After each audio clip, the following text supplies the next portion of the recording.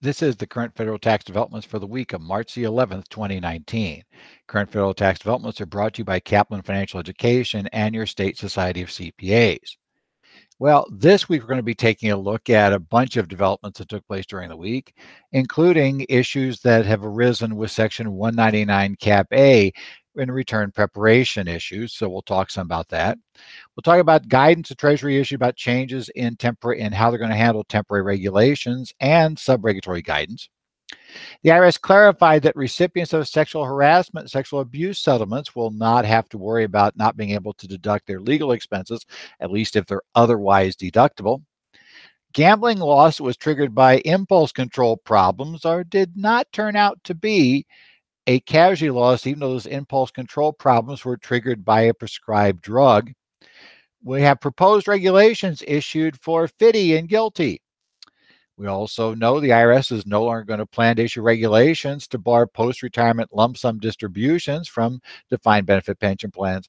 And the IRS granted some relief on partnerships that have to add tax basis information to partners K1s. They'll be able to hold off providing the information till March 15th of 2020 for the returns they're filing now. Well, we're partway through tax season, and hopefully you're keeping up to speed with everything that's happening now. Lots of things going on. It's a messy tax season. Tax software is having issues. It's all the stuff we were kind of expecting for the upcoming tax season. One of the things I wanted to cover was I've seen a lot of discussion on online forums, listservs, online boards, Reddit, other places that have regarded issues on 199 Cap A. And I think we probably should take some time to step back and just kind of discuss and review some of what we know about Cap A and how it's applied to returns, because I've seen a lot of people who are jumping to conclusions that aren't really correct or trying to apply the rules and don't fully understand where they came from. They took a course, they read an article, they talked with somebody else. It's a little tough to know how we get all of these, but we end up with these ideas about how the rules work. Now, a couple of key cautions I think we have to be when dealing with Cap 199 Cap A this year. First thing is, as I noted on the Tax Talk group for Cal CPA, nobody in this area is going to be a long-term experienced expert in 199 Cap A. Nobody's been dealing with this more than a little over a year, because we haven't had it until then. Secondly, we have had like 3 different, I will consider, time frames where people wrote articles and guidance came out. We had a period of time prior to the issuance of the proposed regs in last August. We had the time when the proposed regs were issued last August until the final regs were issued in January. And then we have a much shorter period right here at the end where the final regulations have been issued and people have had time to digest things. Why do I point that out? Well, because people have been taking courses or reading articles or hearing about 199 Cap A ever since it was first passed. And positions that may have seemed to be reasonable, positions, what people are talking about how this worked back a year ago today, would probably not necessarily be the same position those people would have today. Why? Because now we have the final regulations and we had the proposed regulations. And that's difficult because the problem is, depending upon when various preparers have taken their courses or their updates or got into this, they may be looking at an article or a book or a CPE, shall we say, book, CPE materials that were written in one of those 3 phases. I have materials out there that have been written in all 3 phases of the law. I have materials and taught courses that were before the proposed regulations were issued. I taught courses that were after the proposed regs were issued, but before the finals. And I have taught courses and issued materials that were written after the final regs came out. And the reality is that if you're still using that manual from back last May, that was before the proposed regs came out and before the final regs came out, then you know what? Things have changed. So you got to be careful here. So let's start talking about how this works. One key issue I see a lot of discussion of online is the rental safe harbor. And a lot of people have wondered, a lot of people, not necessarily online, but a lot of commentators have really wondered, is a rental safe harbor worth anything? By that I mean, you have to meet such a high bar to clear it. 250 hours involved, either yourself or your agents, right? That rule, the record keeping, etc. Is it, does it really mean, is that what we have to do to have a trade or business as a rental? Well, two things to note about that. First thing is, it is just a safe harbor. The rental safe harbor tells us right off that if you're not allowed to use it or you don't qualify, you don't meet the requirements, it doesn't mean you're not a trade or business. It means you go back to the case law. And we're going to talk about that case law here in just a second. But secondly, I've seen a lot of people assume it's a good if a rental is a trade or business. It's not necessarily. In fact, I think for a lot of cases, it's going to be bad news if it's a trade or business. I'd say, oh, what do you mean? The 199 deduction, the Cap A deduction is there. How can it not be a good thing? It may not be a good thing if you have negative QBI coming out of it. Well, oh, no. We always make money. We sell the rental. We make a huge profit. We always make money at the end. We don't claim our losses until, we sell the building because that's how it works. And I said, yeah, but here's the problem. Those gains when you sell the building are 1231 gains. Under the regulations, if 1231 gains are taxed as capital gains, they are not part of QBI. So when I sell that property with a $50,000 loss carryover for a $200,000 gain, the $50,000 loss carryover, if they are post-2017 losses, will be considered negative QBI. However, that gain, assuming I don't have 1231 recapture from prior years or a 1231 loss this year, which, by the way, that loss probably causes problems with other things anyway. But if I don't have that, then that 1231 gain will not be part of QBI. I will reduce QBI this year, and either that loss is going to carry forward to reduce anytime I ever do get positive QBI in the future, or it's going to nail my QBI for this year. If, let's say, I have an operating business as an S corporation with an operating business that's throwing off QBI. So rentals being trades or businesses is not necessarily, quote, good news, unquote. And secondly, don't assume the IRS won't assert your rentals a trade or business, especially in a case like that. But let's talk about, if you fail, what does it mean? I've seen a lot of people believe that, if we fail, either we can't claim to be a trade or business, we have no chance whatsoever, or number two, that's great, we're not a trade or business, don't worry about that whole loss rule. Neither one of those is correct. Let's take a look at the case law. The case law goes back a number of years. Now, we don't know for sure. Let's be honest. Nobody can give you an absolute guarantee on any of this. We're in the area of professional judgment. But the case law going back 50 to 60 years has indicated that it's difficult to not have a trade or business unless it is a triple net lease. The key case going back to 1943, one of the earliest cases, is the Fackler case. In Fackler, the taxpayer was arguing he did not have a trade or business, okay? And it was the IRS arguing he had one. This was a gentleman who had a commercial office building. He did very little with the building, especially toward the end. He hadn't even leased it right at the very end. He stopped leasing it, and then he went to sell it. He claimed he didn't have a trade or business. Why was he claiming that? Because he had a gain, and this is going back to the pre-39 tax code. We're going back way back in versions of the IRC. But at that particular time, that gain would have been ordinary income, not capital gain. He wanted capital gains. He was saying it wasn't a trade or business. The IRS said it was. The Board of Tax Appeals, supported on appeal in 1943 by the Sixth Circuit, said it was a trade or business. You don't have to do a whole lot for a rental to be one. That was expanded out to cover residential rentals in the Hazard case from the tax court after the Board of Tax Appeals sunsetted. The tax court replaced it in 1946. The Hazard case held that worked for a residential rental. In the Hazard case, it was the taxpayer who was arguing that it was a trade or business because they had a loss. And the IRS was arguing that no, it wasn't. So that was a capital loss, and you had to pick that up, no more than, at that point, $1,000 a year, not $3,000. The IRS lost that case. There is contrary authority, kind of, in the Second Circuit, the Greer case we've discussed before. But even then, Greer seems like if you do a bit more, if you're at least doing a bit more, maybe it's not quite as simple as it is everywhere else, but even there, it doesn't appear to be impossible to be in a trade or business with your rental. Now, what's a trade or business? The Supreme Court in 1987 in the Grosinger case came down and told us it's facts and circumstances. There's going to be regular and significant involvement, tells us we got a trade or business if we're doing something for a profit. And they're going to say, and it's a vague test. The Supreme Court said, yeah, it's a vague test. We're not going to come up with any sort of bright line test. We believe that would be counterproductive.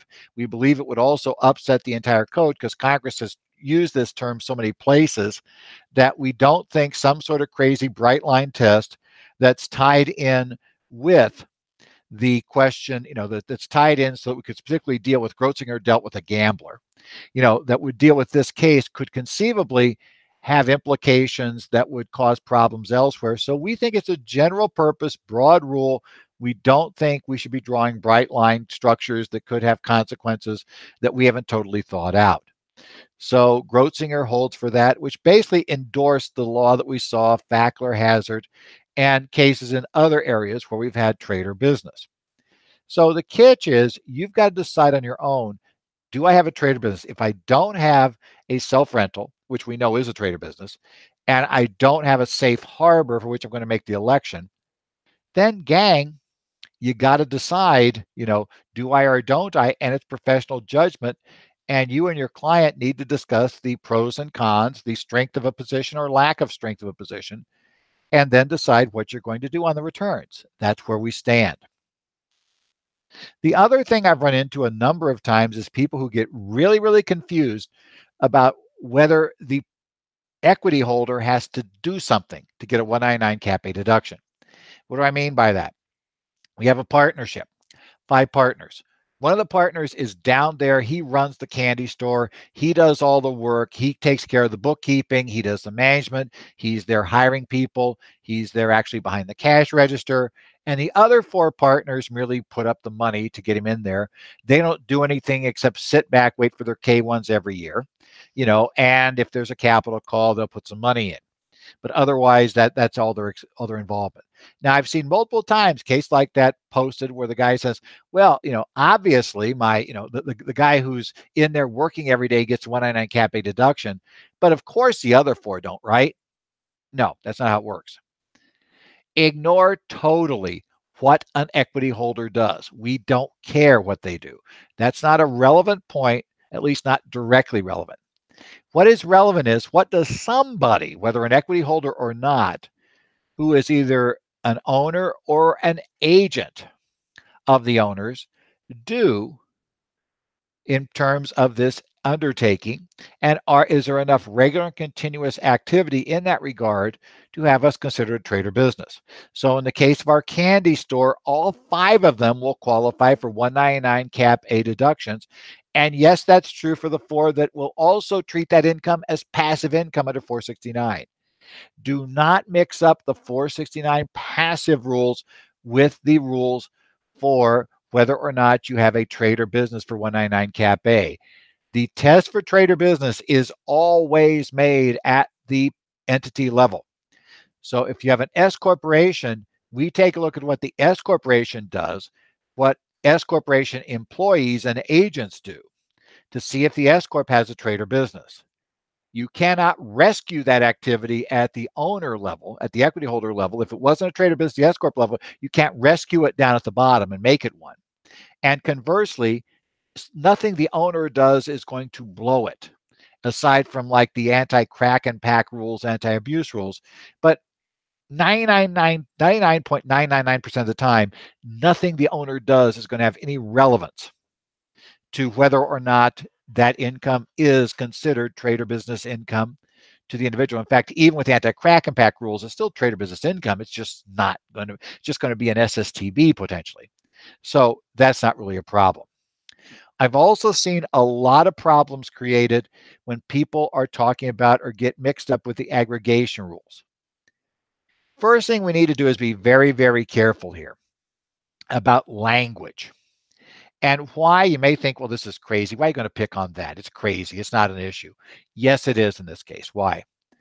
It's an issue for the same reason why if you're in a firm that you do A&A work and you do audited financial statements, go to the auditors and start just casually using the word opinion around them. Say, well, I think, the company wants you, our client wants you to write a letter to them saying that in your opinion, this is, and you're going to see an auditor freak out the minute that word is brought up, because that word has a highly technical, very specialized meaning in the context of a financial statement. The same is true we ever use the word aggregation with regard to 199 Cap A. Aggregation has a very technical meaning. And why is that important? Because here's what happens. If we start talking about aggregating, undertakings in order to meet the safe harbor, and I've seen people use that term multiple times talking about the safe harbor. We're going to aggregate the rentals to, and then into an enterprise and then do it. Here's the problem. The minute you use that word, people start getting into the regulation 1.199A-4, and they start looking at these 4 of 7 tests, and they start mixing these things up. You should always avoid using the word aggregation in this regard unless you mean the technical term. And if you do not mean the technical term, don't even think about going to 4. Here's the catch. You do not aggregate under 1.199 Cap A-4 until you already have a trader business. You cannot use the aggregation rules of 1.199 Cap A-4 to create a trader business out of undertakings that are not already qualified as trader businesses before even thinking about 199A Cap 4 regulations, or I should say Cap A-4 regulations. The reason why: we can only aggregate trades or businesses. What you do at the enterprise level, this is rental enterprises, is we combine these undertakings into their categories that create our enterprises, right? We can do those. We meet the requirements. We can combine them up to do that test. It's important to understand none of that matters about all these special rules under the aggregation rules about the 4 special categories, the 4 things you have to meet to aggregate, and then two of the other 3 tests you got to meet. None of that matters.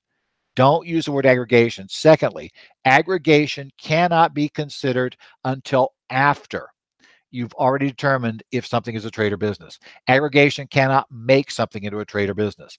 If you're using aggregation to try to create something and say, oh, now we got enough activity to be a trader business, you're using it wrong. It cannot be used in that form. It only can aggregate existing trades or businesses. It cannot make something into a trader business. Maybe you can combine undertakings, to decide what is your TOB. That's fine, and that's a separate issue. But you don't even get to aggregation until you've already decided this is or isn't. And if you decided this undertaking is not a trader business, you ignore it for aggregation. You can't use it for aggregation. That's key. The other thing we run into with lots of problems is use of the temporary regulations. We have the chance to use the temporary or the final regulations for 2018 returns, but we run into problems on it. Why? We got a lot of questions about KEOs, SEPs,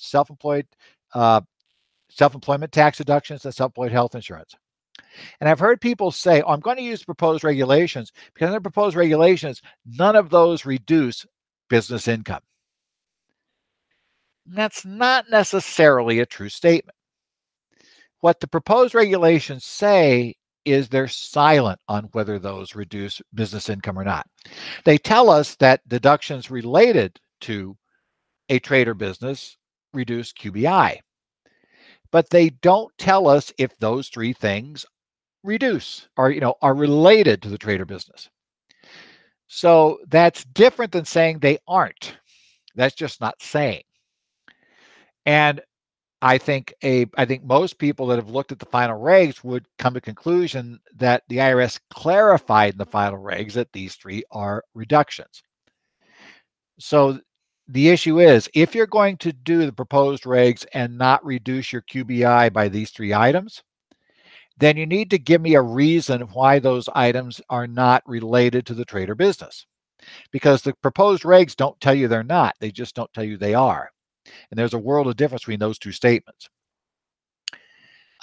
I probably, based on some case law, and the case law that tells us we can't reduce self-employment income for a self-employment tax by the KEO or SEP contribution, I can build an argument kind of that they're not related. But again, that's for self-employment tax, which is under a different provision than 199 Cap A, but you might be able to build off that. And maybe health insurance could have the same argument. That's a little weaker out there because nobody's really ruled on that one. And I really have trouble getting the self-employment tax deduction as how that's not related to the trade or business. But nevertheless, if you're going to take that position, you need to justify why under the regs they don't meet the definition of something that is, effectively related to the trade or business. And yes, I think that case can be made for the KEO deduction, but I think it's also a case that comes nowhere near rising to the level of substantial authority. That means I would at least come to the conclusion, if you take that position, it's got to be disclosed in 8275. It's also a position you better discuss with your client. Don't tell them this is an automatic slam dunk that we go this way. It's not. On exam, it may not hold up. We don't know how the service is going to approach that issue. They may go after these, they may not. We don't know. We can't give any real assurance in that area. So, just be careful here.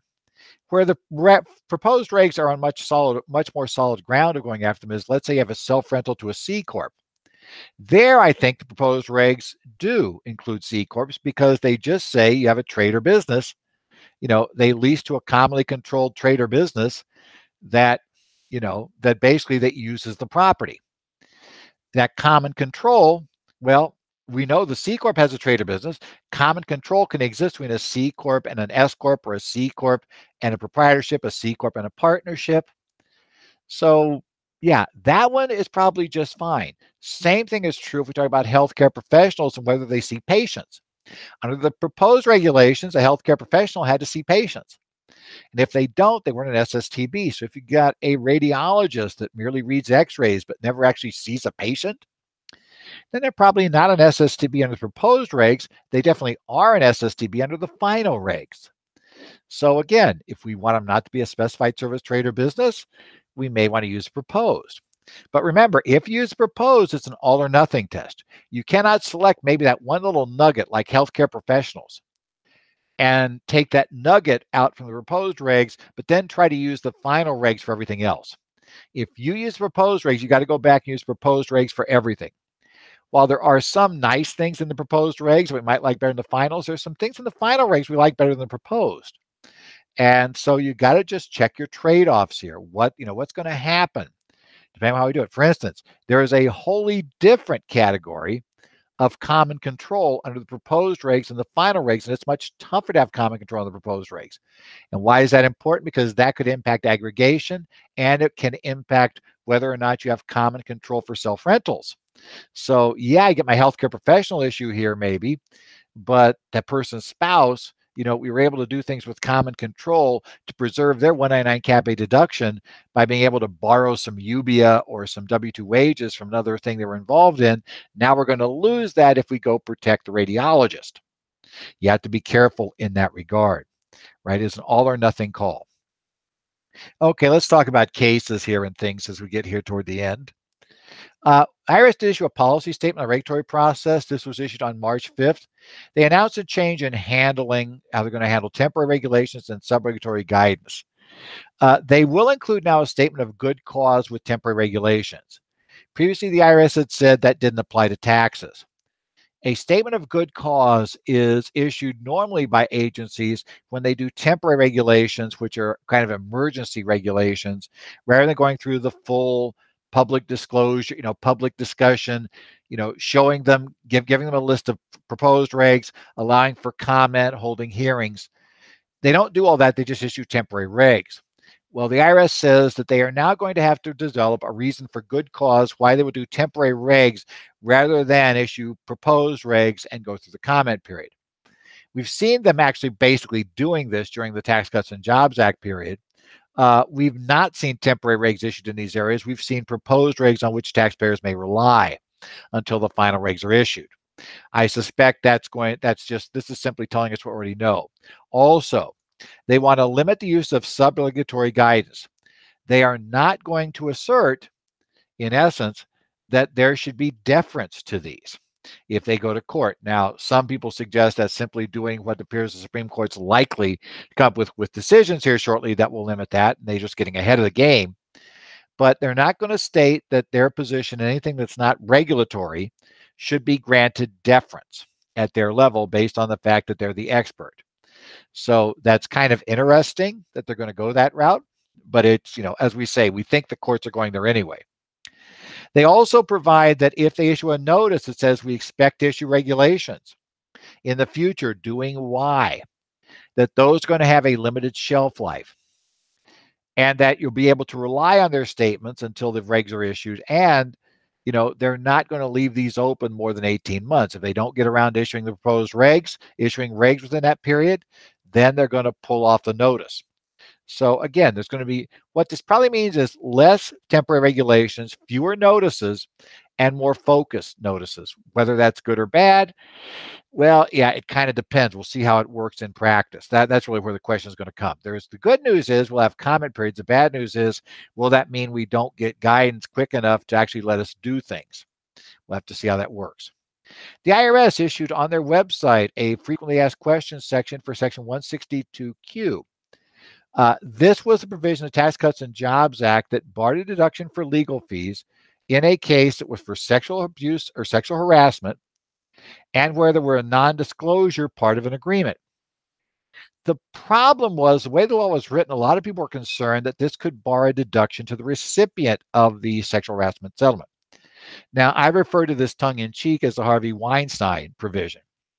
And obviously, it was driven by a lot of the reports that came out the end of last year about major sexual harassment cases, about cases where in fact there had been multiple settlements issued by somebody over years, companies over years for an executive, and they'd all been subject to non-disclosure agreements. So this was meant to shut that down. But the problem is the way the section was written, it appeared to just say if there's such an agreement, legal fees are non-deductible. It didn't say only for the party that's paying the settlement. It said everybody. Well, now the IRS has agreed that, okay, we're not going to need a technical correction for this. They just stated that this does not bar a deduction to the party who receives the settlement if it's otherwise deductible. Now, it's probably otherwise deductible. For instance, you've got to take a look. You may find under Section 62, this may be considered a discrimination-based complaint, which may allow deductions under above the line. It could be part of a trade or business that is, let's say, a Schedule C. I could see something coming under that scenario where somebody was, had some damages they received from customers who had discriminated or been involved in sexual abuse, sexual assault that related to the actual business. That's going to be a little more. That's going to be a little tougher to do. The employment one's a little bit easier. The discrimination side, the trade or business one's probably going to be a little bit, but still plausible, can happen. Be aware of that. The problem is going to be if you had one that for whatever reason was not a discrimination complaint or you couldn't show it was discrimination, that could be a little more fun to try to beat. If it, because then we got the problem is miscellaneous deduction, which of course we don't get this year. But we're not going to lose it simply because 162Q says that we can't have any legal fees with a sexual harassment or sexual abuse settlement. And as they're saying, well, that was meant for the payers. In Mancini versus Commissioner, Task Court Memorandum Decision 2019-16 on March the 4th, we had here an interesting way a taxpayer tried to claim a deduction for casualty loss. Mr. Mancini was prescribed a drug for his Parkinson's disease, and it did a good job of controlling the symptoms there. But what he didn't know and what wasn't clear for a number of years was that this drug had a side effect in a significant number of patients, that it reduced their impulse control. So that impulse control disorder is referred to in the case as ICDs. His impulse control disorder was compulsive gambling. He lost nearly $3.5 million. Now, as we all know, gambling losses are limited to gambling income, so he has a big non-deductible loss. In fact, if you read the case, he wiped out his family, right? And he even wiped out his retirement. He was down to just $10,000 left in the retirement account when his wife and daughter stepped in, contacted the doctor and said, hey, doctor, we got a problem here. He's doing this, and we think it might be related to the drug. He apparently had been quizzed by the doctor because it became known that this sort of thing was, a problem impulse control. And he, as you might expect, lied to the doctor and said, oh, no, I don't have any problem with any impulse things. It's not a problem for me. I'm not having any issues, and he denied he had any gambling problems. And yeah, he was gambling everything. Well, the tax court agreed that the drug caused it. But they said, here's the problem. We got a series of cases over the years that you cannot have a casualty loss unless there is physical damage to property. And the court said, unfortunately, you have no physical damage to property in this case. You just lost the money gambling. And therefore, it's not a casualty loss. Now, the IRS, though, did have an interesting discussion right at the end. You'll see it in the materials that we've got on the website. The IRS publication 547 that deals with casualty losses does say a loss on deposit in a bank, right, would be considered a casualty loss. Now, the court said, because the taxpayer cited this, and the court said, yeah, that's definitely not physical damage. They said the good news for the IRS is their publications aren't binding, but the court suggested that, they were tempted to hold the IRS to this. And then they said, well, we decided against it. It is interesting. It's one of the first times I've seen them actually acknowledge publication and even, vaguely suggest that, yeah, you know what, we probably would have held you to this, IRS, if you're arguing that this was a bank loss and non-deductible, even though we agree it's totally contrary to the law, as has been held in the cases. So that's interesting. I think the problem is the tax court believes they've been embarrassed sometimes where they come out and make a decision, and then later it's discovered there was this IRS publication that said exactly the opposite, that nobody had brought forward. So I think the IRS let's say the tax court wants the IRS to be a little more careful in the publications. Not going to spend a lot of time on this because I did not have time to go through 177 pages of regulations. It's tax season.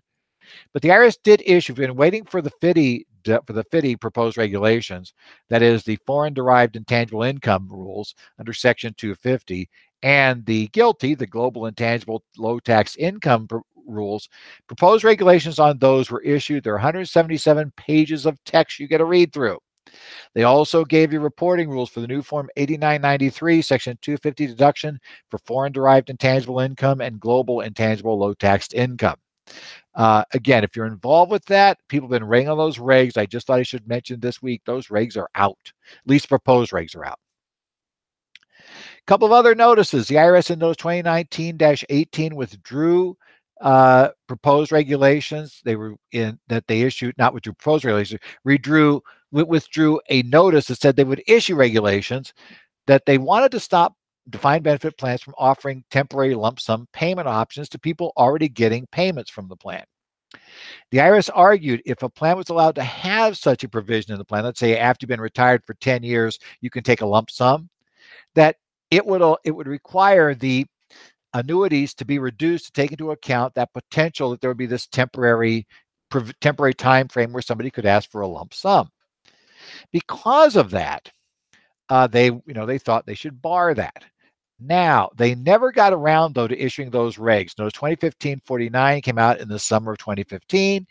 We're now sitting here in 2019, and we still don't have proposed regs.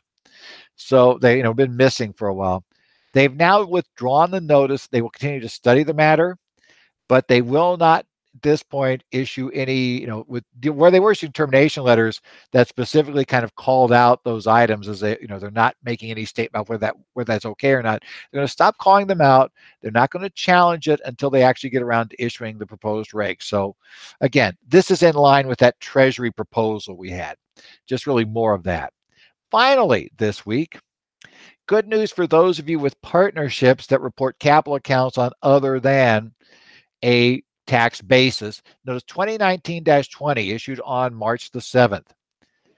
The IRS, in the instructions of Form 1065 this year, required that if you have a tax basis capital account that is negative for a partner, but your K-1s report on a basis other than tax basis, you have to file, you have to give basically additional information on the K1 this year about that taxpayer's beginning and ending tax basis capital account if either the beginning or ending capital account is negative and you're not using tax basis on your partnership, K1s for their capital accounts. And you might not be using that because you're using GAAP. You're preparing GAAP financial statements for this. You report their GAAP basis capital. So now they're going to want you to give tax basis capital if it's negative. Well, a lot of partnerships complained they wouldn't be able to provide that information timely, or at the very least, they would have to go on extension and not issue K1s until, September, because they had to assemble all this information about tax basis capital for each one of their partners, which they're going to have to build up. They weren't aware this was coming. It basically popped out in the instructions this year. And of course, a lot of people don't pay attention to instructions. So now they're just now realizing that issue's there, and voila, we have a problem. Well, under this notice, if you comply, you can issue your K1s right now, file the return, not have the information on the 2018 K1s. However, in order to avoid the penalty, and yes, it's a penalty for failing to provide information returns. The same penalty applies to 1099s, so there'll be two penalties. With an inflation-adjusted number that's slightly above 250 right now per K1, two separate penalties, one of which goes for not telling the partner this number, and the other one that will go for not telling the IRS this number. You will not owe that penalty on all your K1s, so long as you provide the information to the IRS in the form that's required under this notice by March 15 of 2020. So basically, you've got some time to do it, but they want you to do it. This is a little different than other cases in the past where the IRS has waived a requirement and they just forget it for that year. They're not forgetting this one. I think the IRS may be thinking here, to be totally honest, A, they want this information for exam purposes. B, they know in the past when they've just waived it, we'll get to this time next year, the partnerships will again complain they don't have the information. It'll take too long to get it. They won't be able to issue K1s, and the IRS will be forced to again push it back. So what they're doing this year is saying, we're going to let you push. We're going to let you wait till next March to give us this year's stuff, but you better start getting information together for next year because we're not doing this next year. And we're going to get this year's information anyway. So, don't think that whining to us is going to make this go away. We'll see how it goes, but in any event, at least you can finish those partnership K1s. Well, as we say, it's that time of year, tax season. You're applying all the stuff you've learned during the year. Hopefully you've gotten benefit out of your education. That's key, I think, for all of us. We're involved here in trying to be dealing with our clients, dealing with tax issues, that we actually get something of value out of our continuing education. In times like this where things are changing rapidly, it's really important to make sure that what you're getting is up to date. And for that reason, be assured, you should be taking a look at what your state societies are providing in live continuing education in this regard. Because let's be honest, a self-study manual could have been written months ago. And yes, they're supposed to be updated, but we know that it takes time. We also know that, that document just kind of gets dated. And how updated it is and how things go, that's always kind of a question when you're dealing with CPE that may be coming from a source that just, is, it's cheap, but we're not sure how great it is in that regard. This is something that your state societies and the live sessions can provide you with up-to-date information from people that are keeping up. So be sure you're making use of it. And by the way, when you finish tax season, be sure to take a look at your state society catalog for the offerings this year. We hope you look at those that we're going to be offering here in Kaplan, from Kaplan Financial Education, which will be through the Kaplan Accounting and Education programs.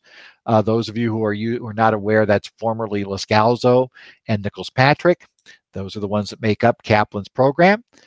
We hope to see you in the programs this year. This has been Current Federal Tax Developments for the week of March the 11th. We're going to update you throughout the week on our website, currentfederaltaxdevelopments.com. If you have any questions or comments, you can send them to me, Ed Zollers at currentfederaltaxdevelopments.com. On Twitter, you can follow my handle there is at Ed Zollers. We post developments as they occur, plus I get involved in other discussions. And I also follow discussions on the subreddit of TaxPros /r/TaxPros, as well as California's Tax Talk site. That's on Yahoo Groups. Any CPA or attorney can sign up there. You just need to get permission to get in. So go to Yahoo Groups and search for Tax Talk. You'll get it. I also participate in the Connect groups for members of this is Arizona, New Jersey, and Minnesota societies. So if you're a member of one of those societies and you post there, I might answer questions there too. There's lots of interchange there that you can get from people who are, also working on these problems. With that, been an interesting week, and I realize I ran a little bit over again this week. We've had a lot of stuff going on here recently. Be sure to tune in next week. We'll try to talk about whatever happens coming from taxes. I'll also see if there's anything like this week where we see a lot of discussion going on in groups about issues, and we'll try to discuss anything that happens there. And hopefully we'll keep you going so that this tax season, hopefully we can stay sane and make it all the way to the end of this tax season. And we'll see you next week with current federal tax developments.